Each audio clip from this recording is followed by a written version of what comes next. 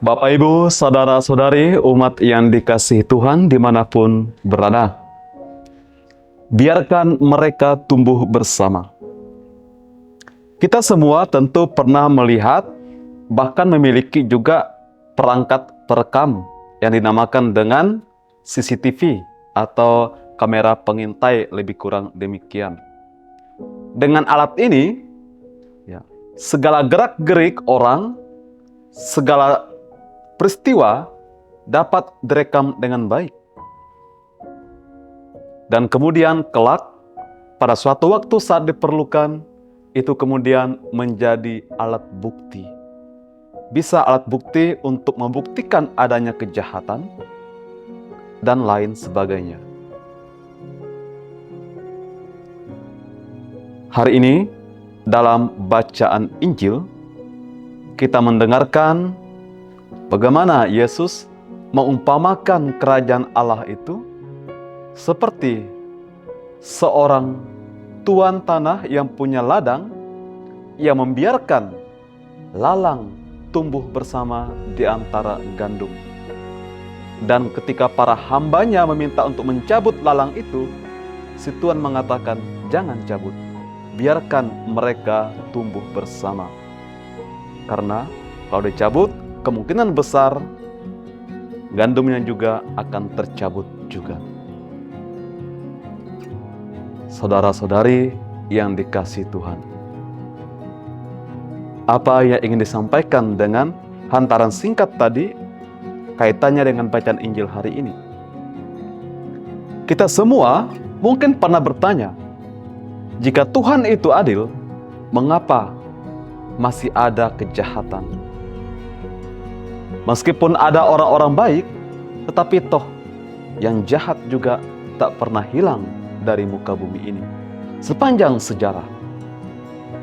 Jika Tuhan itu memang maha kuasa, tidakkah lebih bagus bila Tuhan juga bisa saja langsung menghilangkan kejahatan itu, sehingga yang ada adalah kesempurnaan kebaikan. Kebijakan Tuhan, keadilan Tuhan bukan seperti yang kita kehendaki. Bukan seperti keadilan atau juga kemauan yang manusia inginkan. Seperti para hamba tuan tanah tadi, kita juga menginginkan bahwa lalang langsung dicabut. Namun, kebijaksanaan Tuhan ada waktunya. Tidak tergesa-gesa. Ada nanti waktu tuaian, waktu panenan. Maka Tuhan membiarkan dalam hidup ini orang yang baik hidup juga berdampingan dengan orang yang jahat.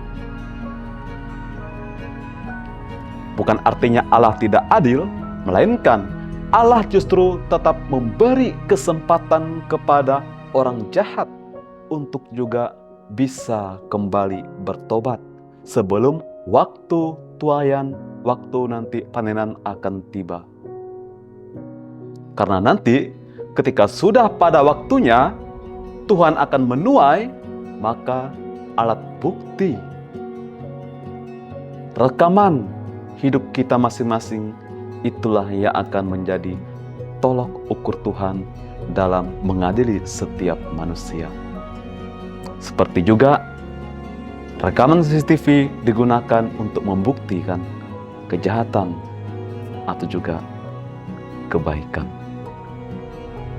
Bapak, Ibu, saudara-saudari yang dikasihi Tuhan, dengan sabda Tuhan hari ini, Tuhan ingin mengajak kita bahwa waktu Tuhan itu ada saatnya nanti. Dan selama hidup di bumi ini, kita jangan diresahkan. Jangan sibuk kemudian memikirkan kejahatan.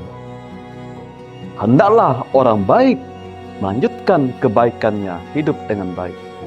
Dan kiranya dengan waktu yang ada, orang yang mungkin berperilaku jahat juga kiranya tergerak untuk bertobat sebelum terlambat.